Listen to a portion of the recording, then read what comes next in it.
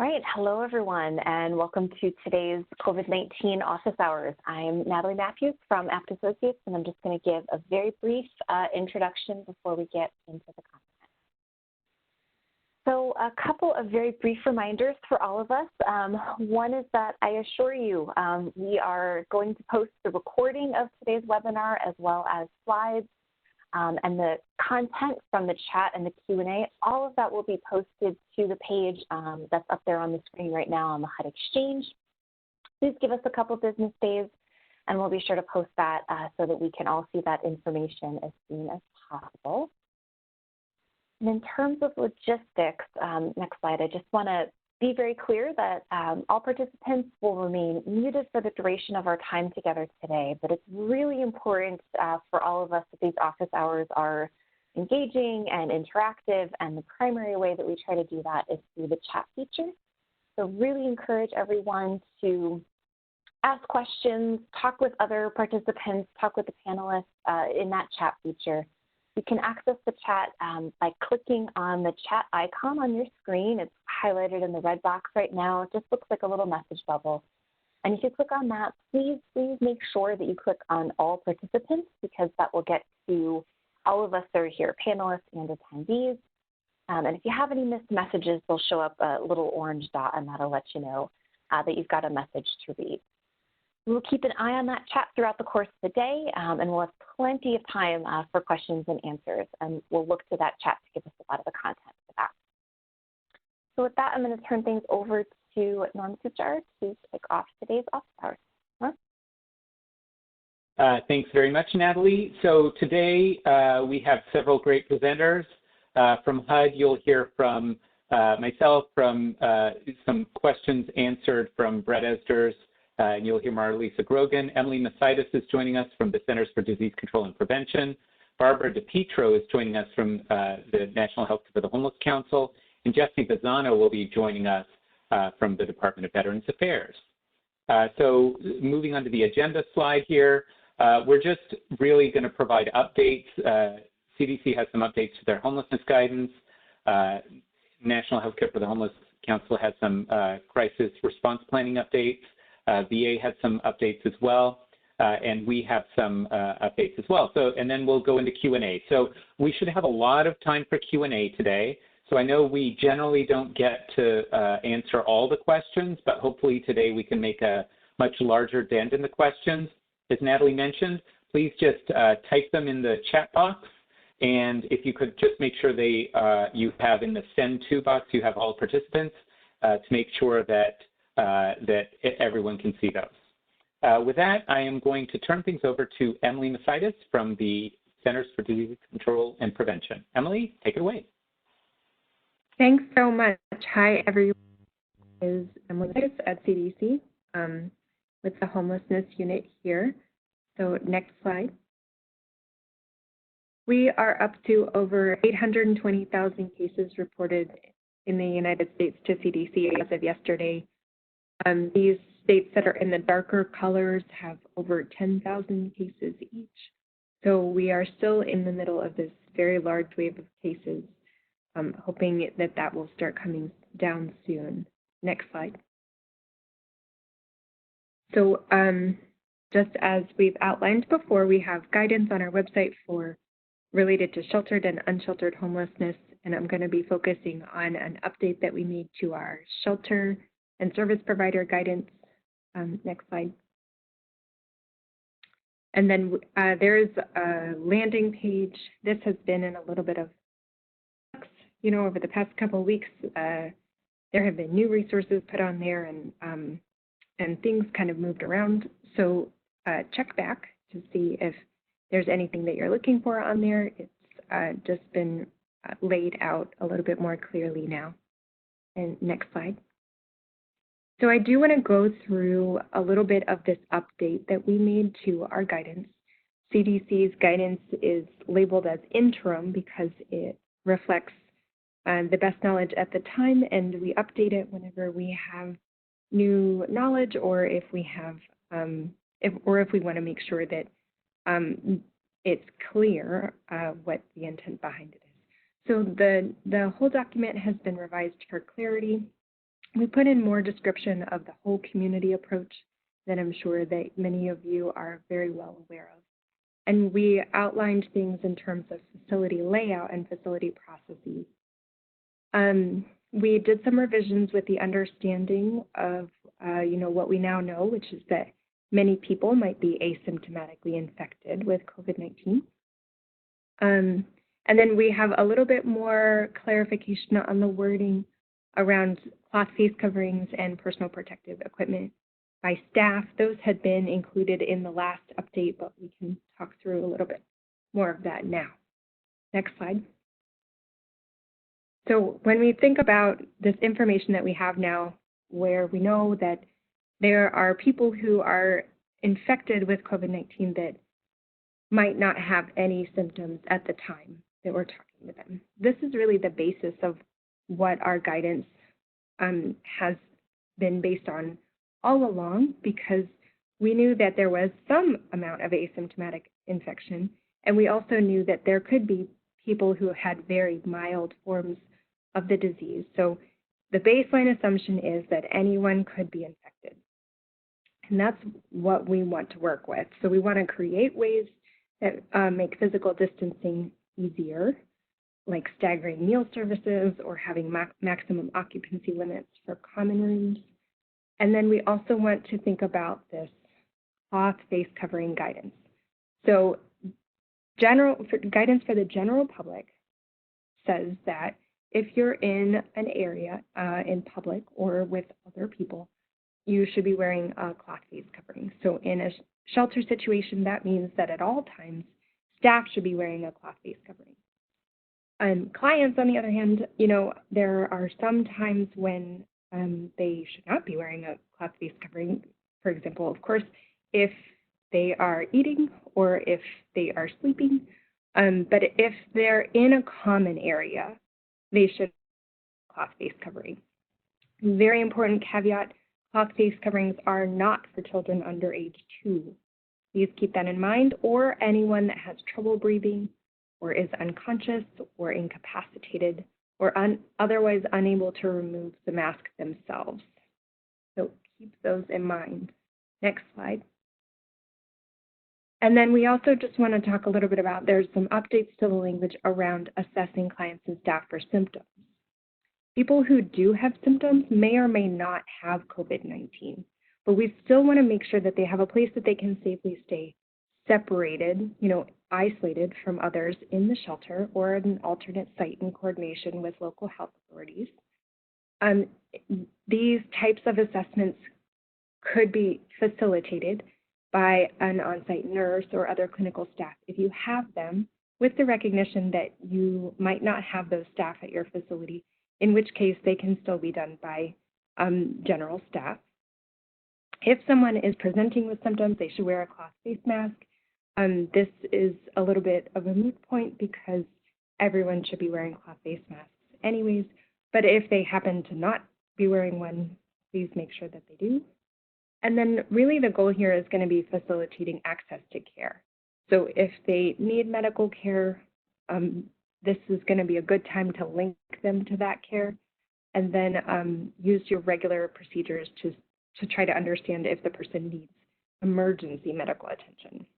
And if you do think that that person is suspected of having COVID-19, you want to notify the medical facility that they're going to and the transfer personnel as well.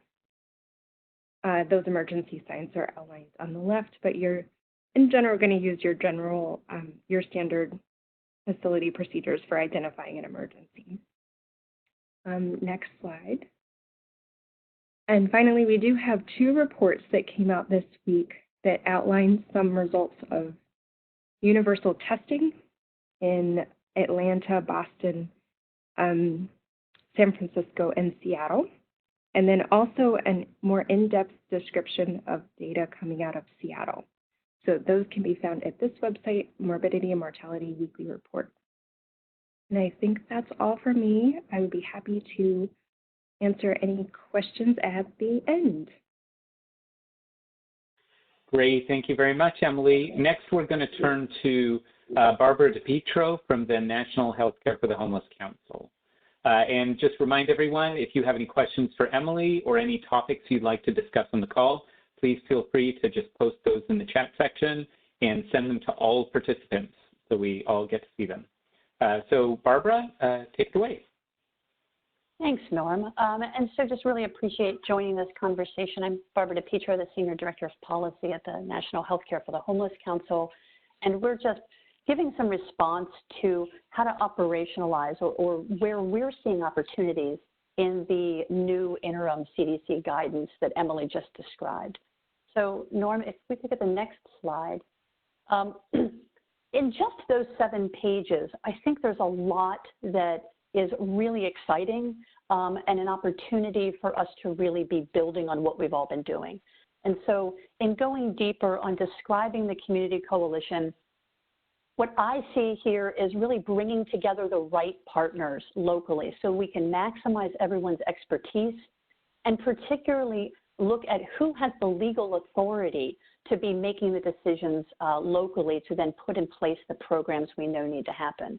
And so thinking about having folks who can compare notes on what resources do we have, what spaces in our communities can we be using, and then coordinating that decision making, not only with the government entities that have the legal authority to make those decisions, but then also with homeless services providers who can be helping to make that work well. So I think that's a really great opportunity. Really the focus here is ensuring access to shelter. And so we were really heartened to see the emphasis on not barring people from entering shelter, and some of the changes in terms of like how and where and when to screen, I think kind of give us new opportunities.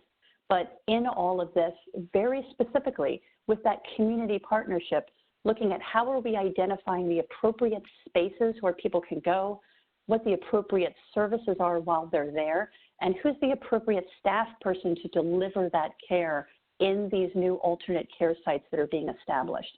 And so whether that's a shelter that has spread out and is doing distancing and has half as much capacity as it did before, or whether it's a new non-congregate setting that now has a group of people in it that are really fragile.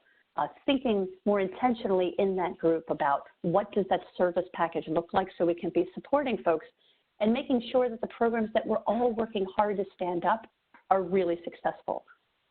What I see in this section as well as an opportunity to even go further is for in these coalitions to be making the case for more testing in your community, particularly in congregate homeless shelters, and then talking more intentionally about how we're building longer-term systems and solutions rather than just the short-term pieces. I know right now we're in an emergency and everything is moving fast, but is there a way that we can be making these investments really work for the long haul so that we're not back in the same position in 6 months? Next slide, please. The next section on communication, I really, what spoke to me here as an opportunity is really being intentional about how we're talking with staff and in particular how we're talking with clients. We're hearing that so many of our clients have got a routine, they have a program that they've been working with for some time, they have trusted providers that they know how to engage with them. And in many communities right now, there's a lot of sudden changes. And so if you can imagine how upsetting it would be to be put on a bus and be told, you know, get all your stuff, get on the bus, and we're going somewhere else. And we have, I've been hearing from folks who say that their clients are calling them saying, hey, I'm on a bus, I don't know where I'm going and I'm scared.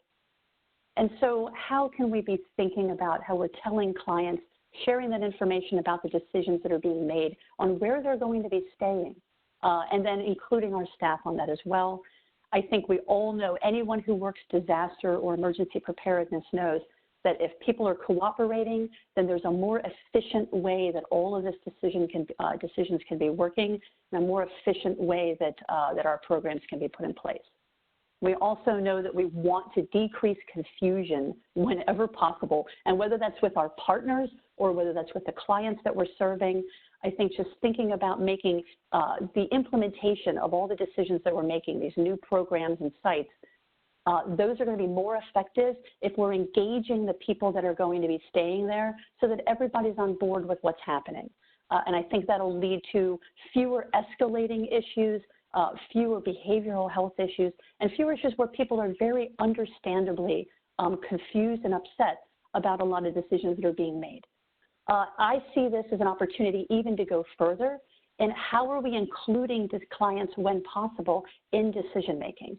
How are we seeking their feedback on how our programs are operating and making adjustments so that we can all be being more effective?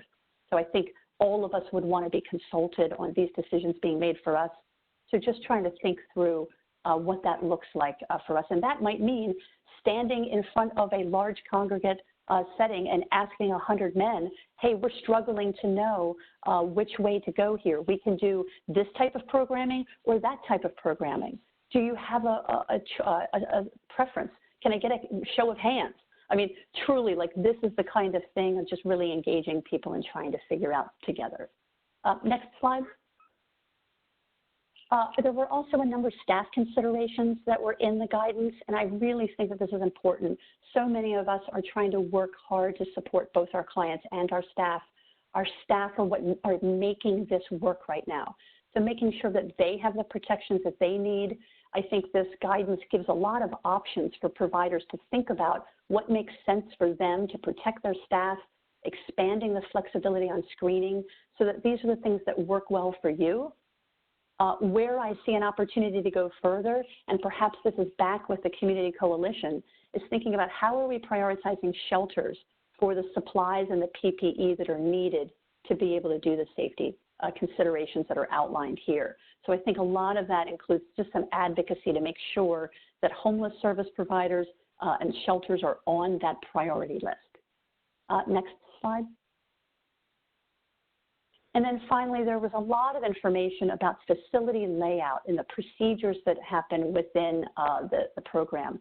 And I see so much potential here for us to really be going further to implement this guidance. So again, the flexibility on your screening procedures looks different in every community based on what your program looks like, your capacity, your staff, your layout. We've been hearing stories of when we're screening at the door as a condition for entry, where it's cold or where it's rainy or where it's just not a good idea to have all of those folks congregating outside and creating a bottleneck.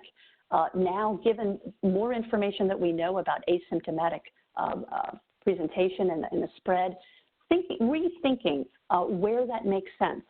And then this guidance provides the principles and guidelines for making the facility safer. And so I think that, again, looking for where those opportunities might be is going to depend solely on your community and on your individual program. And then we had talked, Emily had mentioned earlier that really the focus is on assessing for symptoms and connecting people to care. And just coming from the healthcare for the homeless community, talking to healthcare providers, it's never a bad idea to connect people to healthcare when they're sick. And so, and whether that's for a behavioral health or an addiction issue, or for their diabetes that may not be well controlled right now because of all the changes in food and environment, thinking about just how we're integrating healthcare into our programs so that we make this work well. Obviously, for COVID-related symptoms, that's especially important. I was very excited to see linking to medical respite care included in this guidance. And so thinking about how do we expand the capacity for medical respite care in our communities so that people who are leaving hospital stays or who need some extra care and service can be using those types of programs. And then possibly using this guidance to even go further. And I want to come back to building those long-term systems and the solutions. So how do we make sure that if we're putting in place the relationships and the contracts and the facilities right now for a good, strong shelter and services or a housing and services model, let's keep that because we're going to still need that in our community 6 months or a year from now. And so thinking about the long term. Next slide. And so I just wanted to stop there, but really just wanted to have an opportunity and really appreciate being asked to just talk about the opportunities that are in the revised guidance for us to be not only doing more, but being more flexible and acknowledging the evolving environment we're in. I know there's a lot of discussion about testing, particularly now with the new CDC information. The National Healthcare for the Homeless Council, we're doing a webinar next week where Emily and some of her colleagues will be talking about more of their testing process. And then, of course, we've got a coronavirus page as well. So really welcome the opportunity to talk about this guidance and the opportunities it presents for us. And at this point, I will turn it back to Norm, and I'm happy to answer any questions. Thank you very much, Barbara. Next, we get to hear from Jesse Bizzano from the Department of Veterans Affairs. Jesse's the director of the HUD-VASH program at VA. So Jesse, you're up. Great. Thanks, Norman. Thanks for having me on. I just wanted to talk a little bit about HUD-VASH and our continued operations during the COVID-19 response that's going on nationally. We are continuing admissions and are strongly encouraging our programs at all of the medical centers to work closely with their continuums of care and community partners to consider appropriate prioritization for HUD-VASH services in light of the unique circumstances presented by COVID-19. This may include changes in prioritization structure and, which facilitate HUD-VASH enrollment for veterans based on current or acute circumstances rather than by those measures previously used by communities to prioritize program entry. We also want to remind everyone that we can serve a broad array of homeless veterans needing permanent supportive housing in HUD-VASH and want to ensure that vouchers are not being held back for veterans that may be identified in the future, but working to admit those veterans who are ready to begin accessing services and are appropriate for the program. HUD-VASH staff, along with their coordinated entry specialists and leads at the VA medical centers, need to also be working with their continuums of care as they develop their plans for rapid rehousing efforts post-COVID-19. We know that a large part of the ESG funding will be to support rapid rehousing efforts, and we would like HUD-VASH to very much be a part of that. The other piece that I wanted to talk about was the ongoing case management and services. Nationally, right now in VA, there's guidance to not have in-person contact with veterans unless it's an urgent or emergent situation. So we are strongly encouraging staff to reach out to veterans via telephone and telehealth technology, as well as internal VA systems such as My Healthy Vet or approved virtual applications. So recognizing that most veterans admitted to HUD-VASH would benefit from in-person support with housing searches and Public Housing Authority application completions, HUD-VASH staff may still be able to assist with these activities via telephone, telehealth, or other virtual support. Some examples of this type of support could include practicing answering landlord questions, supporting independent completion of housing packets, and assisting with requesting needed materials and directing veterans to available housing units.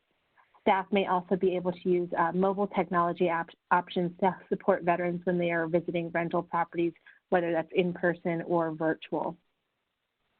So as I said, the case management efforts continue. And with that, we recognize, given the current stressors, that acuity levels are expected to be more fluid than usual as all veterans, including those that have completed case management and have graduated from HUD-VASH, face potential crises due to COVID-19. As such, we advise all programs to make a good faith effort to contact all veterans in HUD-VASH, including those that have graduated case management but retain a housing voucher, to assess their status, educate them on COVID-19, and ensure that they are safe and have an adequate food supply and medication. Veterans with symptoms may need to be assessed further by a medical provider and may require increased contact to ensure symptoms are not increasing in severity. And we've provided the VA's nursing care line information for staff to be able to assist veterans with accessing that if needed.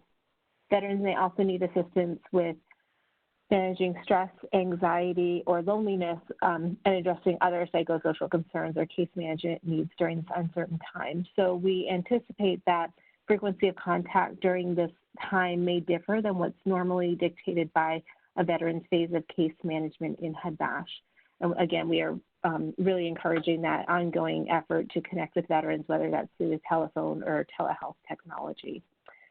And then continuing to work with our public housing authorities. So we know that some of our PHAs are closed and some are working on modified hours, but strongly encouraging HUD-BASH to continue to work with local housing authorities to develop and support flexible means of conducting briefings and issuing vouchers where possible, as well as advocating for the use of waivers that were published last week that have come out from HUD's PIH office. So Norm, we're working hard to try to continue program operations, I guess, as close to normal as we possibly can, but are also happy to answer any questions. Thank you. Great, thank you so much, Jessie. Again, just want to remind everyone that if you have questions for any of the previous presenters or the future presenters, or if you think that something hasn't been addressed, go ahead and put it in the chat box. I will say we have some pro-level questions in the chat box. So we will get to as many of those as we can. Right now, I'm going to turn things over to Marlisa Grogan from the SNAP's office. Marlisa? Hi, everybody. Next slide, please. Okay. We'd like to just start off by addressing some of the issues that have been coming up from questions that are submitted to the AAQ on the HUD Exchange to ask a question.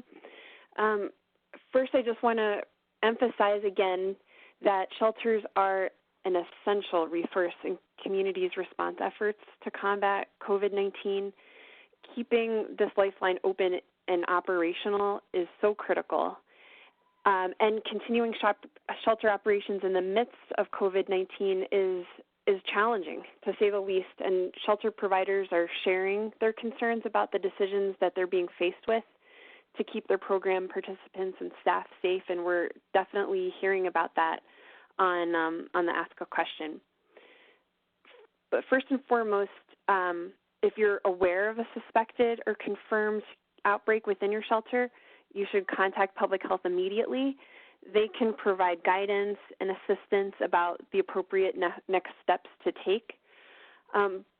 But overall, low barrier shelter is as important now as it ever has been.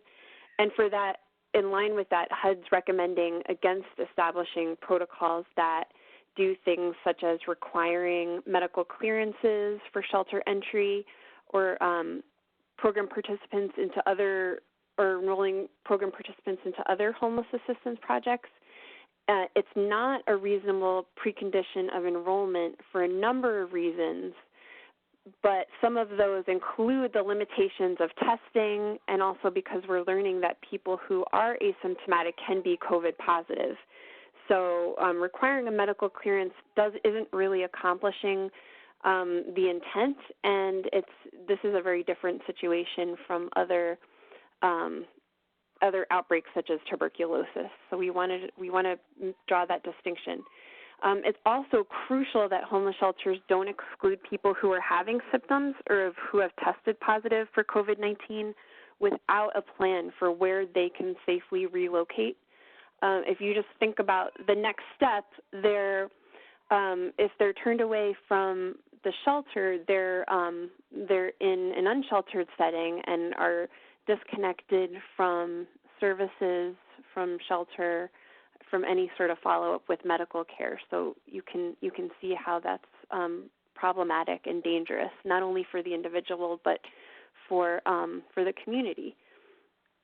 And partnerships with public health and emergency management, it's essential for assuring communities have these plans in place, which we'll get into in the next slide. So these are some approaches that local and state health departments can implement in partnership with homeless shelter providers, and these can really effectively protect staff and program participants from infection. Some of these options include relocating those who test positive to generally available isolation sites, relocating those who have been exposed to generally available quarantine sites, and also providing non-congregate shelter options for those who are high risk for severe disease and complications in combination with COVID-19 infection. So one other thing I'd like to leave you all with before I turn it back to Norm is that communities have been using HMIS as a useful tool to both identify where a person testing positive for COVID-19 has stayed, as well as identifying those and tracking those who may have been exposed. So it's something that continuums of care and providers, they can consider whether it may be beneficial to you to assist with your COVID-19 response efforts. And this is not a requirement, but it's just a tool that's at your disposal. If you, as a continuum or a provider, choose to use it. And with that, I'll turn it back to you, Norm. Thanks so much, Marlisa.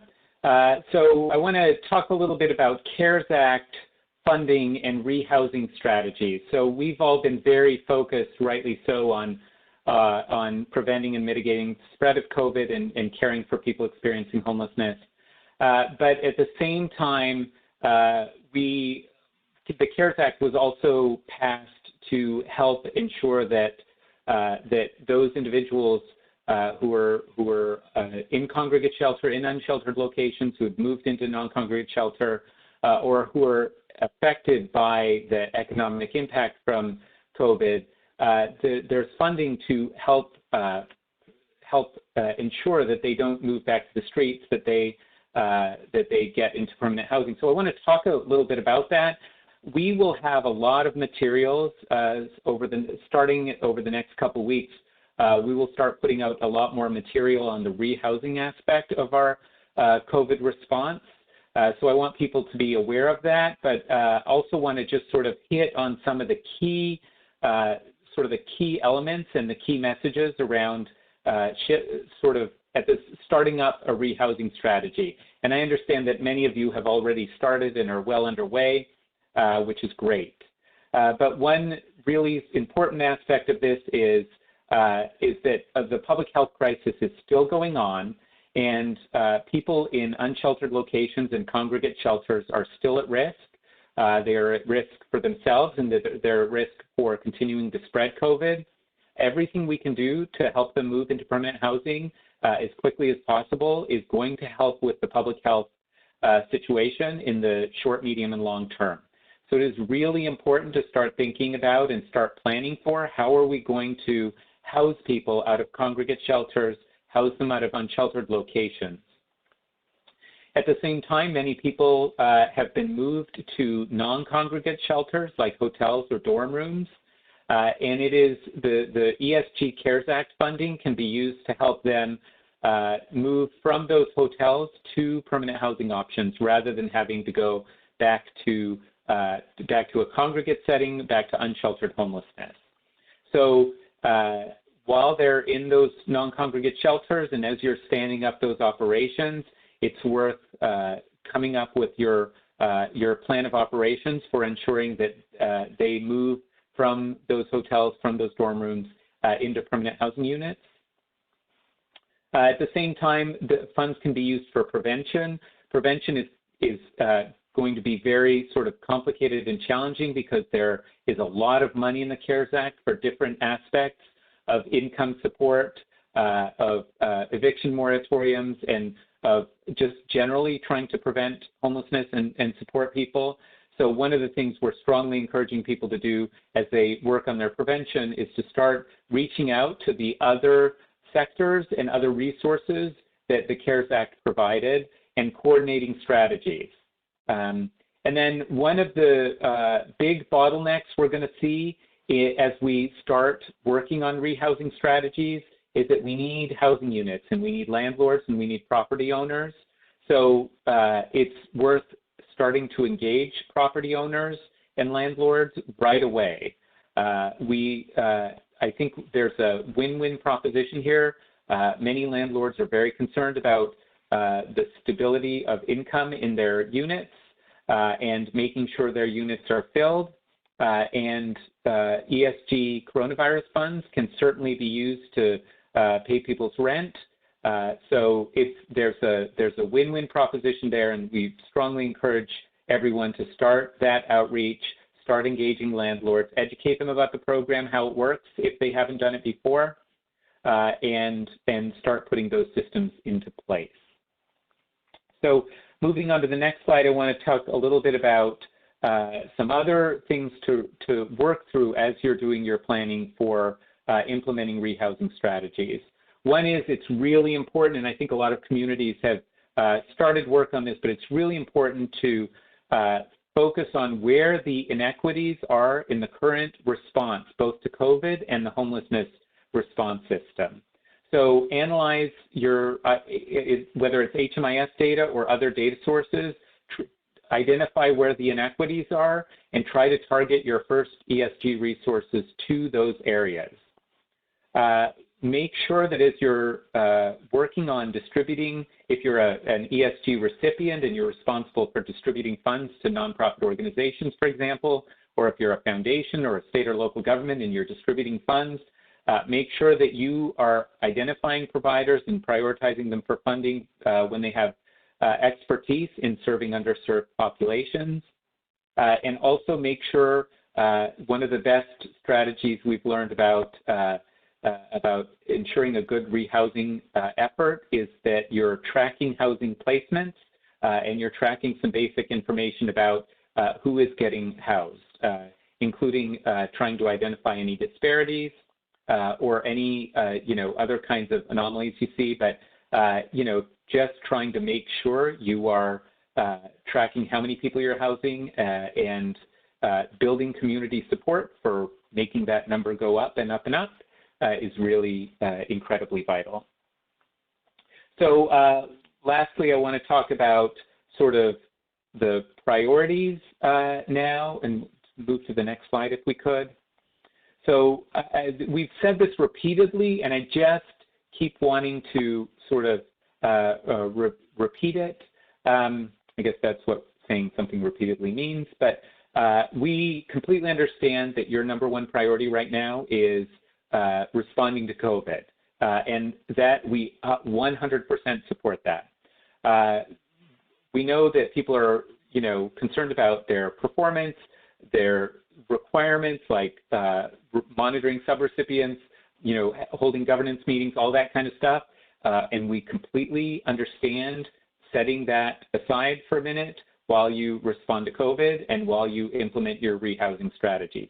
That is the right way to approach this. Also, rehousing a lot of people is definitely going to help your performance, to be very, very clear about this. So we will, at HUD, will absolutely take all of this into consideration. Nobody in the SNAP's office is looking to ding people because they're working too hard on COVID response. I guarantee you. So we will definitely take this into consideration when we look forward to monitoring, to future competitions, all that stuff. We don't know exactly how yet. We're working on that, but we will absolutely, not penalize people for doing the right thing here. And then, we also understand that COCs run local competitions in the continuum of care, and we'd also encourage you to be flexible and think about organizations that are stepping up in this time and doing the right thing and making sure you're rewarding them in the competition as well. So that's all I wanted to say. We are now we have a couple of resource slides that we're going to keep sort of scrolling as we do the Q&A, but we have about 50 minutes for Q&A time, so we're going to jump right into questions. I want to start with a question actually for Emily. There was a question about, how long should people be staying in when they're sort of moved to non-congregate sheltering for whatever reason. Maybe they have tested positive, maybe they're high risk, about how long they should be staying in non-congregate sheltering. Can you, and I know the answer is obviously going to be different depending on the circumstances, but can you talk about how, what your recommendations are for that and how communities should be thinking about that? Sure. So it's going to be different based on the circumstances. When we're talking about someone positive for COVID-19, we are going to use the recommendations for isolation at home no, the term is not correct here, but that that guidance tells us that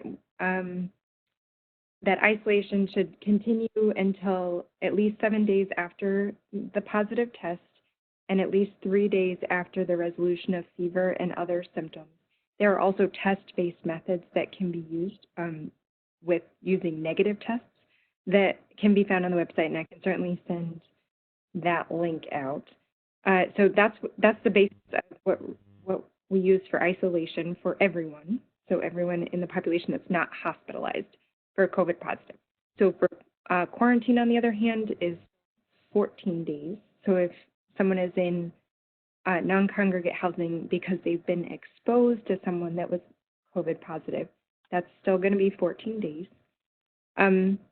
The other kinds of situations that you might come across, if people have been moved into non-congregate settings or other shelter settings for shelter decompression, overflow, or for protective housing for people who are at high risk for severe outcomes of COVID-19, that is less clear because the reasons that they're in those housing situations or sheltering situations are because of the outbreak broadly. So the end of their time there will be more based on the local epidemiology of COVID cases in your area.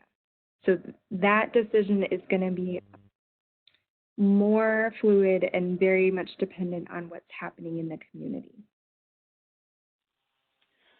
Great, thank you. And I would just say, if you have someone who is in a non-congregate shelter because they are at high risk and they will likely have to stay in non-congregate shelter for a long time, that is actually a great candidate for rehousing. It's someone that probably should have been rehoused earlier or should have been a candidate for rehousing earlier. And I think that's a great place to focus energy and to help people move into, their own apartment where they can sort of more ably sort of be isolated. So Emily, thank you very much for that. We had another hotel-related question. David, I wonder if you could take this one. So somebody asked about, and I know there was some chatter in the chat box about this, but whether cities have put a large number of people experiencing homelessness in individual hotels, so like a large percentage of the rooms are people who are experiencing homelessness. And if so, are they struggling with illegal activities or behaviors in those hotels? Can you talk a little bit about what you've seen? And I know, and maybe Barbara, I think you had mentioned some resources earlier that might be helpful on this as well. David? Sure. Yeah, I'm happy to talk about it and then turn it over to Barbara. I think jurisdictions are approaching it in two ways. One, that the programmatic architecture that they want to deploy to a site is so significant that they are trying to fill individual hotels with people who require that degree of support. And that can include wrapping around with ESG funds for behavioral health needs or case management or housing navigation or a variety of needs that co-occur with the population of folks who are experiencing homelessness.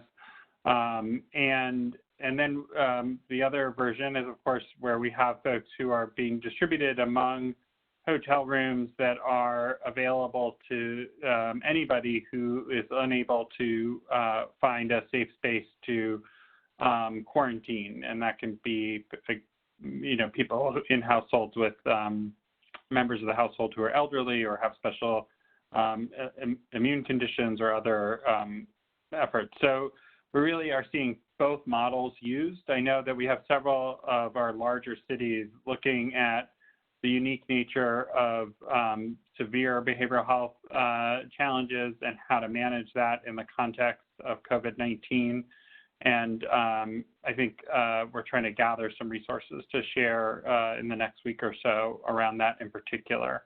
I don't know that I addressed the exact question, but that's my experience. Barb? I would add to that by saying that a lot of this depends on the community. Larger cities are going to have larger hotel opportunities, where smaller towns and communities may only have an 8 or 10 room motel or a series of that smaller model. And so some of this might depend on the willingness or availability of those units. But I think from Healthcare for the Homeless perspective, what we would be focused on is how you're delivering the services in those spaces. And so if you've got 200 hotel rooms and all of them are filled with people who've got some pretty significant healthcare conditions, how are you really making sure that you're supporting everyone so that we're not seeing not just COVID-involved illnesses, but we're going to reducing overdoses or possible suicides, or even just insulin issues or blood pressure, heart attack, and stroke. A lot of folks may get disconnected from their medications, thinking about behavioral health. And so as you're spacing and thinking about who is going into all of these units, maybe reserve some of those units for a care team and making sure that the care team is adequate to support the number of people and the types of conditions they have. So that's going to look very different if you have a fairly healthy population in a 12-unit program, or if you have some of your most significantly vulnerable people in a 200-unit hotel. So I think a lot of this is just really assessing the needs of the people you're serving and how you can construct the space to support that. I hope that's helpful too. I'll turn it over to Norm. Yep. Great, thank you, Barbara, and thank you, David. So we have a question I want to turn over to Emily, and then maybe Marlisa, if you have thoughts to add as well, that'd be great. And the question is, given the morbidity and mortality reports coming out from CDC, and we've seen this all over the news as well, is the CDC or HUD giving consideration to a universal standard of testing all shelter residents and staff wherever possible? Emily, can you talk about sort of the state of recommendations in that area? Sure, yeah. So we do, as you have seen in the media and in reports that went out this week, there were several locations, and there continue to be many locations that have been doing universal testing for all shelter residents and for staff.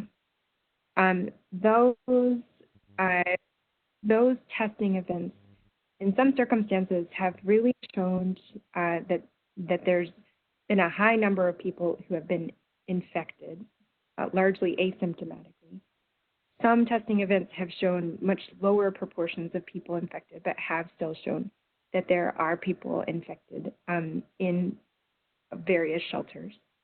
So the takeaway message from the report that we wrote was that in response to cases, that testing is a pretty good idea, because in the places where there had already been at least one identified case, when teams went in and did testing, they were able to find these higher proportions of people that were positive, and then able to isolate those individuals more effectively than if they hadn't known that they were there.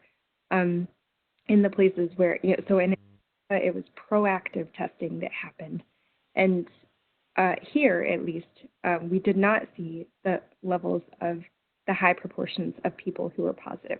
So the takeaway is really, at least in that report, was if there is a case identified, absolutely, it's a good idea to go in and test everyone to help with isolation efforts.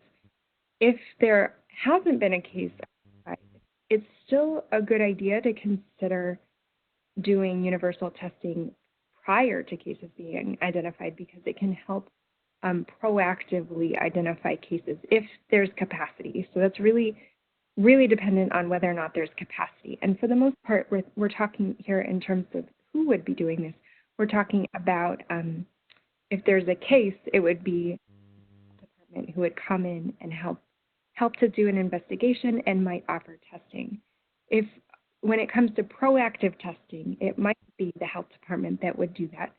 But you might also need to form partnerships with healthcare providers or healthcare facilities in the area who might be able to help make that testing happen in terms of proactive testing. So that's sort of where it stands right now. We do have a recommendation for health departments that's on the website that recommends testing in response to cases if testing is available, if those resources are available. And Emily, just a quick follow-up question. So if a community has enough testing capacity to test in shelters, how frequently do you recommend that that either staff or residents of shelters are tested? That's a good question, and the policy is not clear yet, since it hasn't, since we have not been doing a lot of this universal testing yet. So it's not exactly clear what the ideal amount or what the ideal frequency is. But I would say that it would make sense to at least try to go in once and see if you can isolate people depending on what you find. You know, if you go in proactively and you find that there were quite a lot of cases, you might want to go in somewhat soon, you know, within 2 weeks or so, and do follow-up testing. If you find lower levels, you might give it a longer interval. So it is going to be dependent on what the results are from that testing and what capacity you have. Great, thank you. We have some questions about sort of HUD programs. Brett, I wonder if you could take this first one. Are there any specific instructions as to what communities are allowed to do as far as relaxing subrecipient monitoring performance metrics, et cetera? So like, you know, what all those sort of requirements in 578 part whatever in that COCs are required to do, like what's our guidance to people about what they can sort of just put off and for how long? Yeah, I think in general we would say do what you need to do to respond to the public health crisis, and don't work crazy hours or put extra monitoring onto your subrecipients at this time. If you feel like you need to touch base with your subs, you can do remote monitoring. That's certainly an option in the same way that HUD is. And looking at performance monitoring, just consider the times. And if you're getting reports and they're showing, for instance, income is down right now, just know that income is down in a lot of the country and don't ding your subrecipients on that behavior. Yeah. Great, thank you. And I imagine people have concerns about sort of very specific items. I would encourage you to submit a question to the Ask a Question feature, and we can give you sort of a more direct answer to a specific part of the question. We also recognize that like things are very different in different parts of the country, and so it's hard to give one answer that just applies to everybody. But in general, just second Brett's comments there, prioritize your COVID response, and the other stuff is just secondary. And if all you can do is COVID response, then just do COVID response. Great. So we have a question about HUD's data collection plan. So there's a specific question about, and Marlisa, I wonder if maybe you could take the first shot at this. But there's a specific question about whether HUD plans to request client-level data on non-congregate shelters.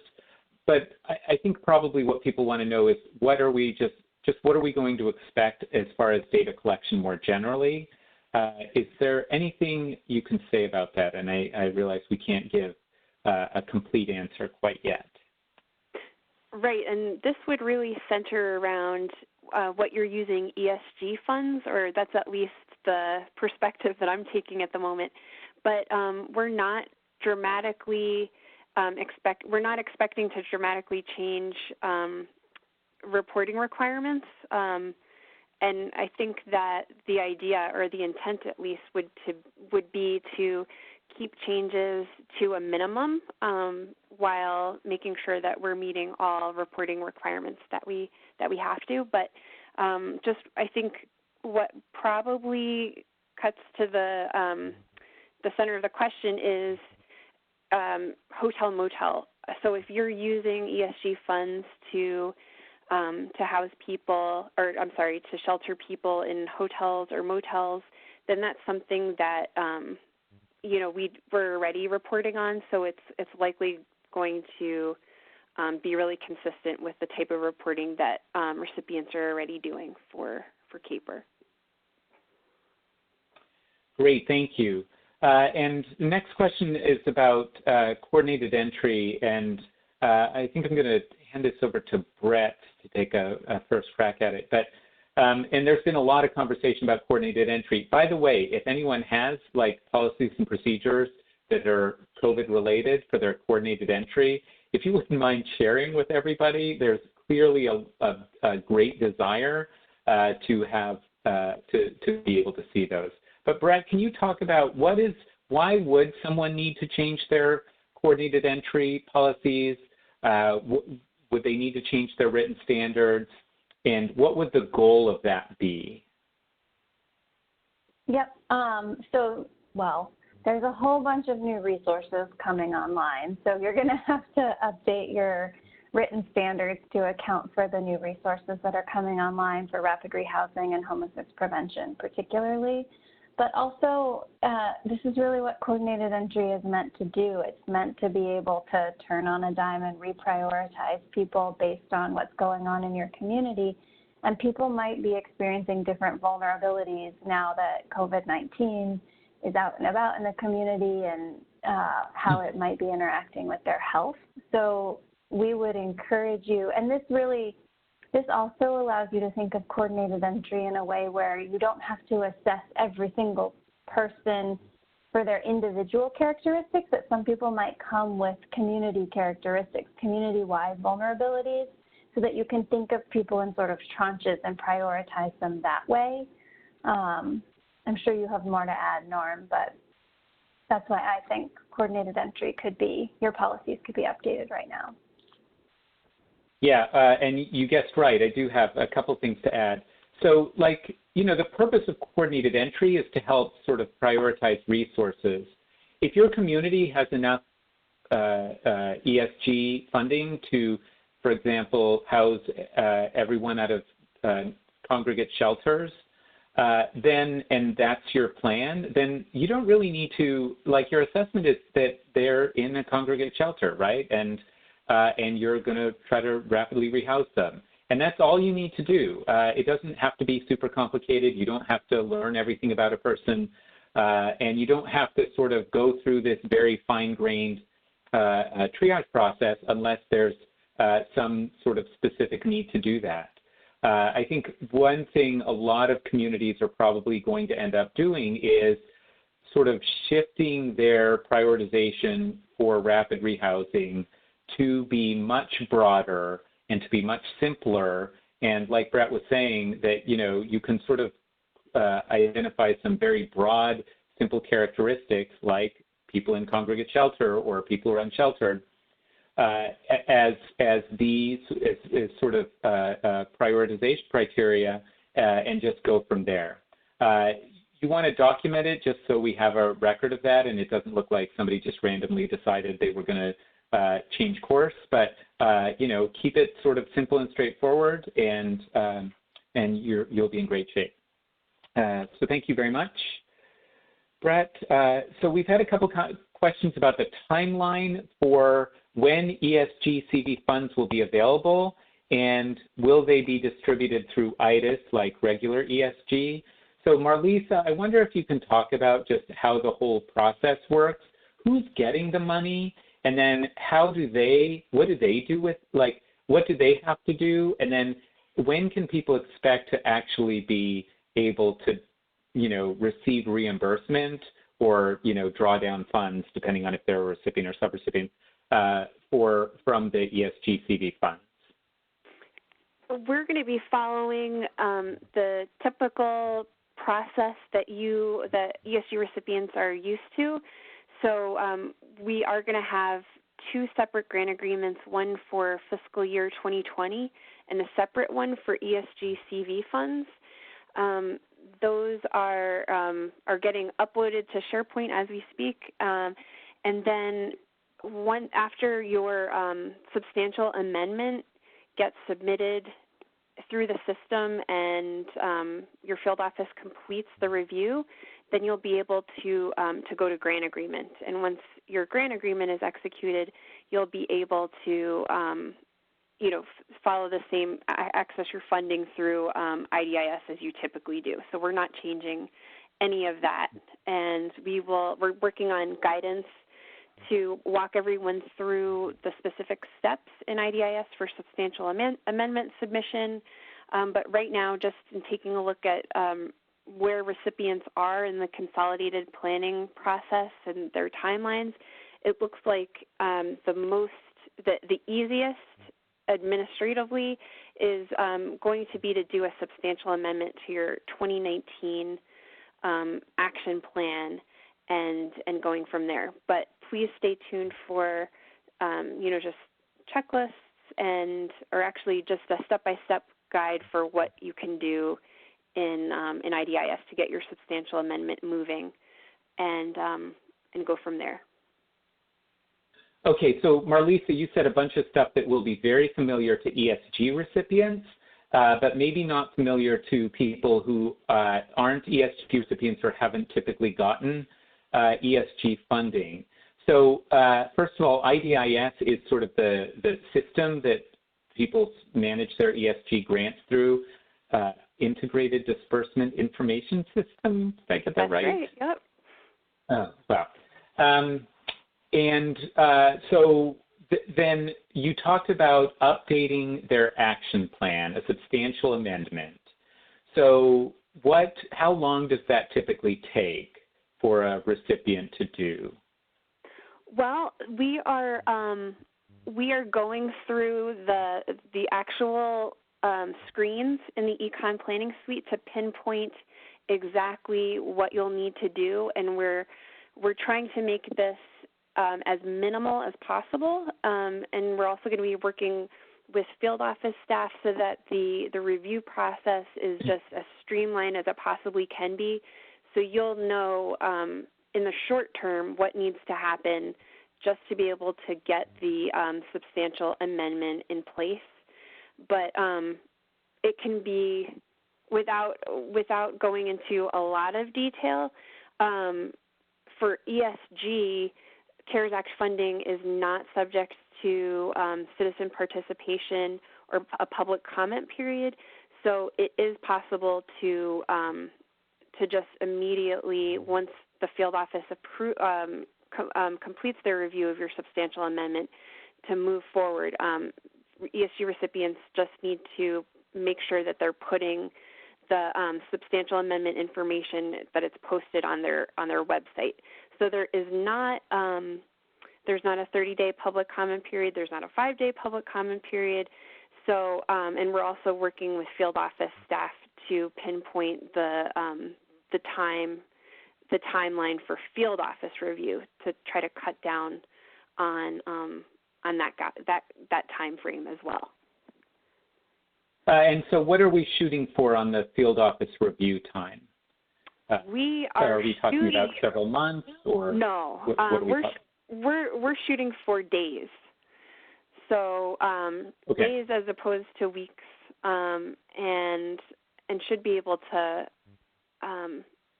if not including that in the guidance, we'll be able to provide a general time frame for everybody so they know what to expect. Okay, so we have grant agreements going out. We have that's the field office and the recipient have to get together and sign those grant agreements. They have to update their plan, and then HUD has to approve it, and then they're able to essentially start drawing funds. Correct. Great. This is a perfect time to remind or tell some of you that on Monday we will have an an office hours that is specifically for ESG recipients, where we will talk ITIS and substantial amendments for, well, not hours on end, but for like an hour and a half. So if you haven't heard about that already, it may be in your email. We just sent a notification about that a couple hours ago, I think. But Monday, office hours, and I believe is it 3 o'clock Eastern time, Marlisa? Does that sound right? Yep, that's right, 3 o'clock. Great, thank you. Great, so we have a question about eligible activities, actually a few questions about eligible activities. Brett, I wonder if you could take this one. Somebody's asking whether personal protective equipment like face masks, gloves, hand sanitizer are an eligible expense for ESG. Yes, so long as it would be considered a necessary cost of, or an overhead cost of doing the job. So if you're hiring them for the staff who clean the shelter, then you would put it under shelter operations. If you're hiring it for your case management staff, you would charge it to essential services. But yes. And we have I think Erin put in the chat a one-pager on how you can use ESG, and then another one-pager on how you can use COC dollars in this Great. time. So that was my follow-up question is, can you use COC funds for that as well? I got ahead of you. Yes. Yep. Great. So question, I'm going to ask this first for David, and then if anybody else has an answer, please jump in. So again, going back to hotel and motel owners, is there guidance for hotel and motel owners? Because I think a lot of them are sort of fearful, and many probably have just like, you know, not everyone has become an expert on COVID and what it means and how to sort of live in this new world. But is there guidance that some of our stakeholders can share with hotel and motel owners to make them more comfortable with serving as non-congregate shelters? Sure, and I think there are a couple of layers to that concern. So if the concern is I have somebody I know is COVID positive, I think it's important that we're educating folks on the incidence of asymptomatic, and that really we're going to have to figure out if hotels are going to open in general, how to manage guests changing rooms now. And so CDC has some great guidance up around cleaning and standards and all of that, because we're coming to better understand that individuals who are COVID positive don't always appear COVID positive.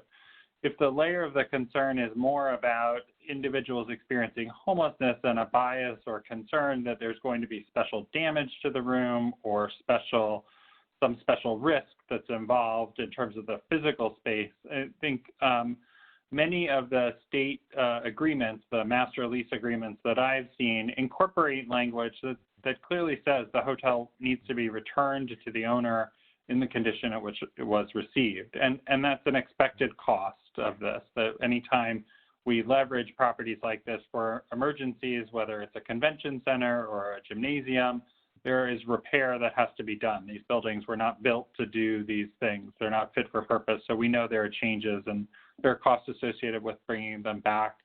And then the kind of behavioral health or at-risk behaviors we kind of touched on earlier, and I think that's where some really good engagement with a property owner and bringing in the service partners and law enforcement at the beginning of the planning process to really convey that this is not a fly-by-night operation. This is not something we're doing on the fly. We're thinking it through, and we want to convey all of the support to the property owner that a community can leverage in this moment. Great, thank you. And in a sort of classic and pretty impressive case of like somebody posting a link to something helpful at the right moment, Katie has posted an American Hotels and Lodging Association COVID-19 response playbook. So there's a link in the chat, and I haven't looked at it, but I am surprised that there's something so perfect for the moment. So thank you, Katie, and thank you, David, for walking us through that. So another question I want to ask for Brett regarding income calculations. So I know this is one of your favorite topics. So for the continuum of care, ESG, and HOPWA programs, there are a bunch of different kinds of funding for individuals. There are $1,200 stimulus payments. There's the $600 a week sort of additional unemployment insurance funding, and various other things. But could you talk about what gets included as income when you're, for example, determining somebody's income for purposes of determining their rent share, or probably more likely when you're determining what people's eligibility is for homelessness prevention assistance? Can you talk about what income gets counted, what doesn't, and where people can go to get more information about this? Sure. Generally, we follow Part 5 for income calculation, which is the same standards that PIH follows for the Housing Choice Voucher Program. And in general, I'm not going to go into all the details, we count anything that is regular, recurring income when you're thinking about someone's annual income. PIH did just publish, and I can put a link in the chat in a minute, FAQs, 2 days ago or yesterday, I can't remember, about the stimulus payment and about the additional $600 in unemployment insurance. And they said that that does not count as income for purposes of calculating someone's annual income. So for the COC and the ESG program, we will follow that guidance, and you will not have to consider the stimulus check or the extra $600 in unemployment insurance as part of someone's income for purposes of determining rent calculation or whether they meet the at-risk of homelessness criteria. And Norm, if it's okay for me to add one more thing, I also saw in the chat related to income, like what happens if someone lost their job? Can we use COC funds to pay 100% of the rent? And here is what I would say. Rental assistance, you have to, it's based on 30% of their income unless it's rapid rehousing, but for permanent supportive housing. What I would say is go and recalculate that person's income immediately so that you can make sure that their portion of the rent is within the guidelines and what they can afford. So there's nothing that says you have to wait a year to do someone's income calculation.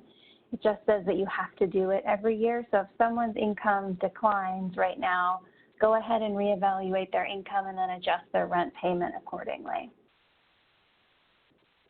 Yeah, and I would just sort of take a slightly stronger tone on that. I kind of think you have to do that, right?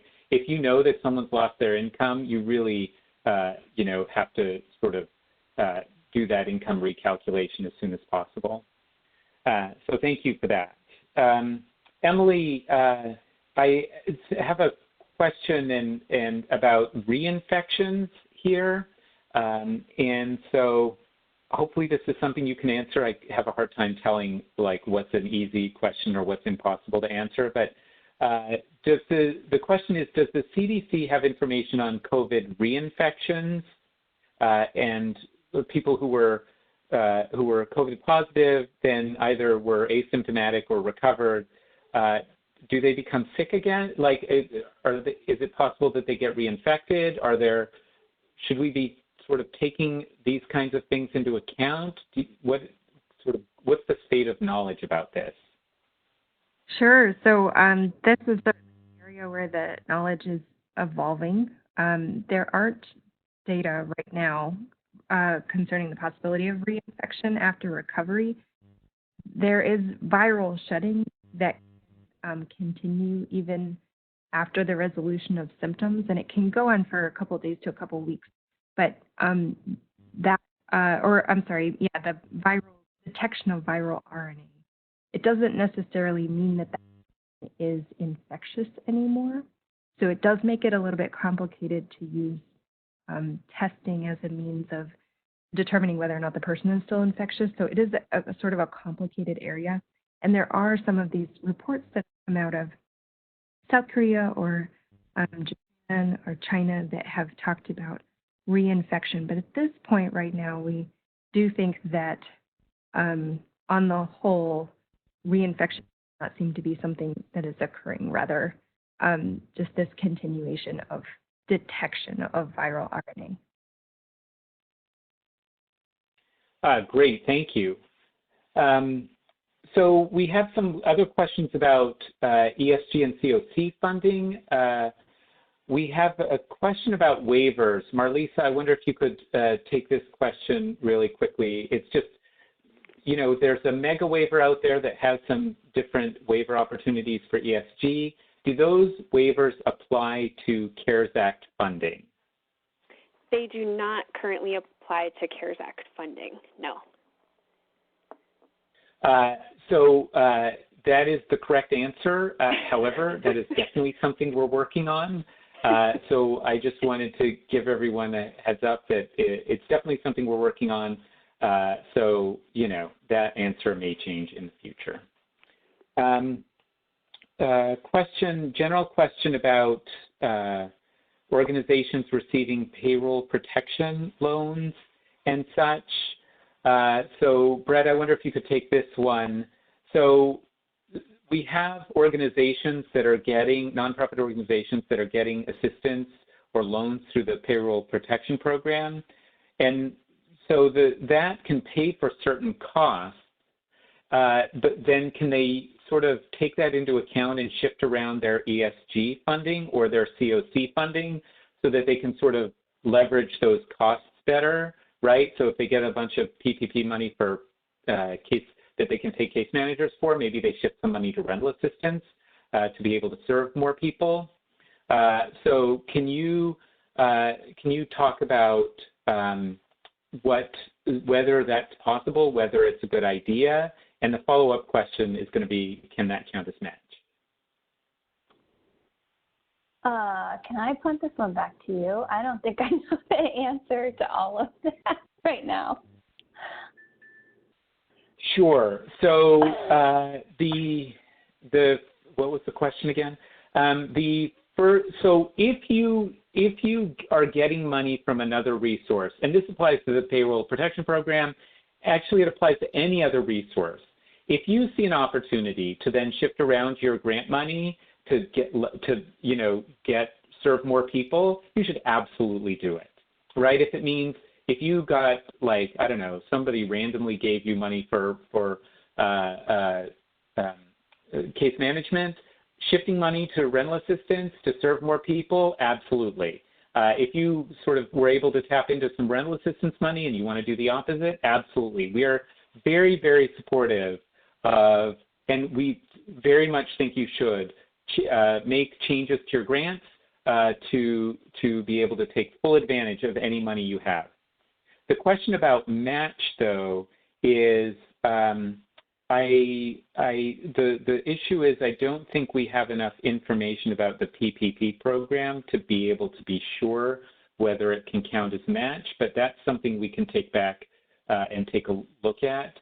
In general, we can use other federal resources as a match, provided there is no specific prohibition in that program's authorization about being used as match.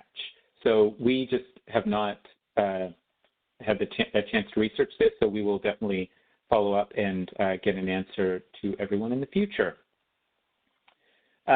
So we have a great question here about how to use data that may show inequities in COVID-19 response. What kind of data should we be looking for to see if we're seeing inequities in COVID response? And so I don't know who is going to take this question. So does anybody want to volunteer to take this one? Because I have no idea who to throw this to. Marlisa, Brett, do either of you want to take this on? I don't know if Abby's on either.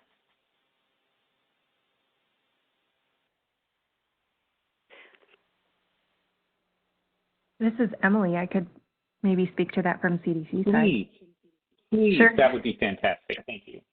Yeah, so data like part of CDC, and certainly, using data to be able to uncover inequities in the way that COVID is spreading and the response to COVID is really important.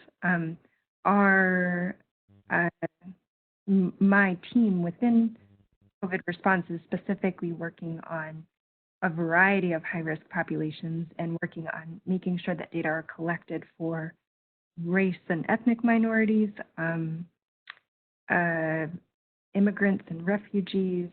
We have our homelessness unit. There's people that are focused on rural versus urban inequities, disability. So yeah, collecting data, monitoring that data for differences across those various groups is very important to make sure that not an inequitable distribution of resources where in terms of where they're needed most.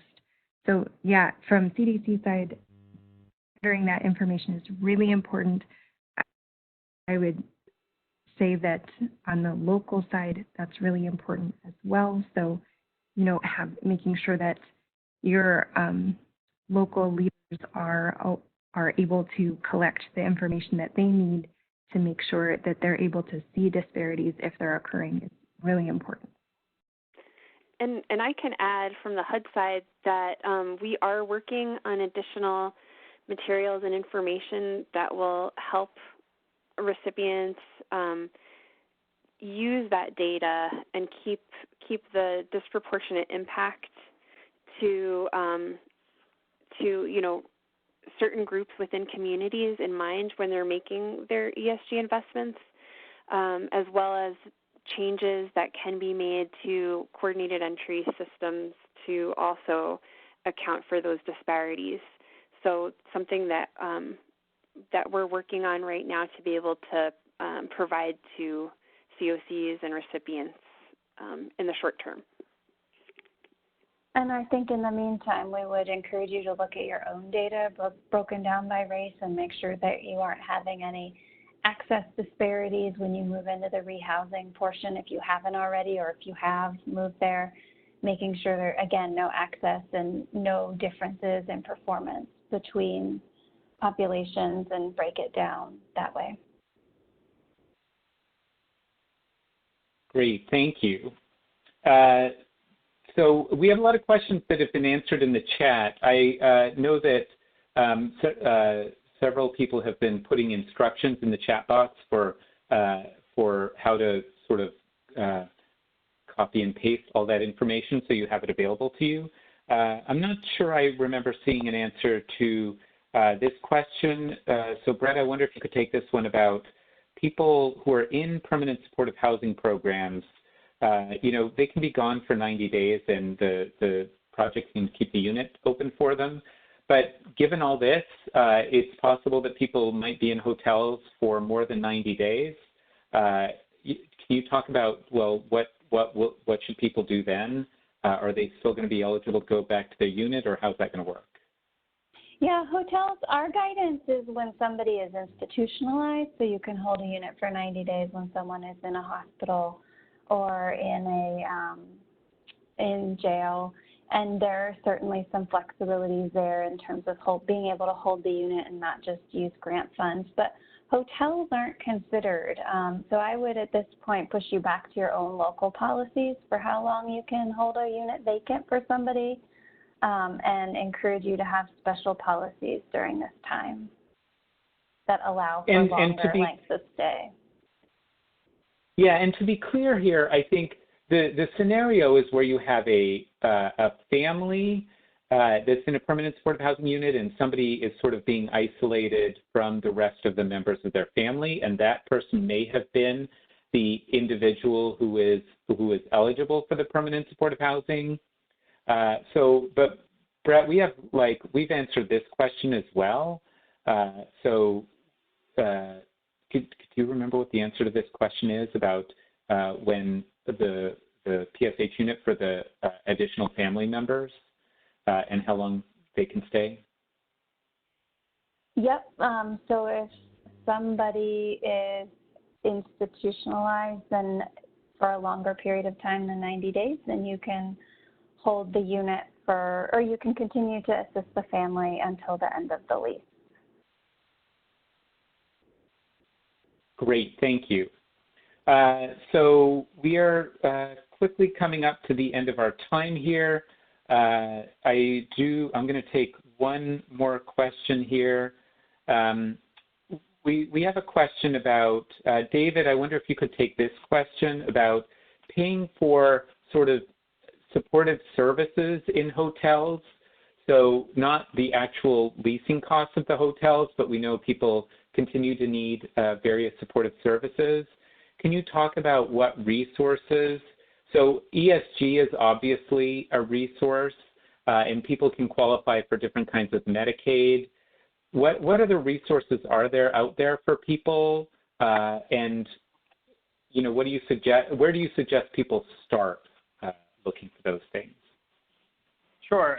I think we, on the homeless service side, tend to hold tightly to our service system, and so we tend to look for the homeless version of things and the homeless answer to things. And so this is an important moment to really look at the mainstream solutions and say, okay, how do I tap into that solution for this population? And so many states are executing master agreements for food provision, for example, that every non-congregate shelter site is going to need 3 meals a day for every resident of the program. It doesn't make sense to negotiate that, 1,000 times. And so that is a place where you could use FEMA funds, for example. Feeding is part of FEMA's basic kind of public assistance package that they support. And food banks are being reimbursed by FEMA, and states can as well.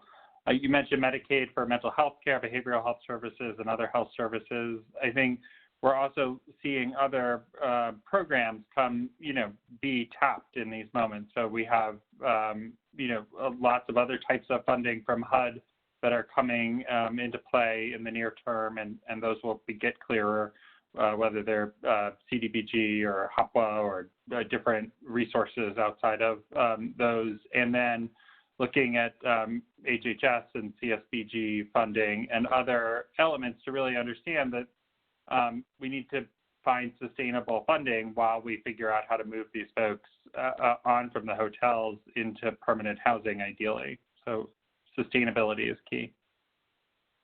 Great. Well, thank you so much, David. Thank you to all our panelists. I want to thank Jesse for joining us from VA, Barbara from the National Healthcare for the Homeless Council, Emily from CDC, and the SNAPS team, and everyone who helped us with this call. I want to thank you all again for just being so stepping up to this challenge of this moment. And as we sort of start ramping up our work on rehousing, want to just sort of point your mouse or whatever to the HUD Exchange. We don't have anything there yet, but we will start putting out a lot more information about ramping up our rehousing activity. This is sort of one of those moments where it's just hard to sort of take in everything that's happened, but also there are so many opportunities in front of us, and how we navigate this, I think, will say a lot about sort of where we end up in the next 5 years or so. So thank you all for joining the call, and keep in touch and let us know if you have any questions or suggestions. And thank you again for your incredible work. And that concludes the webinar.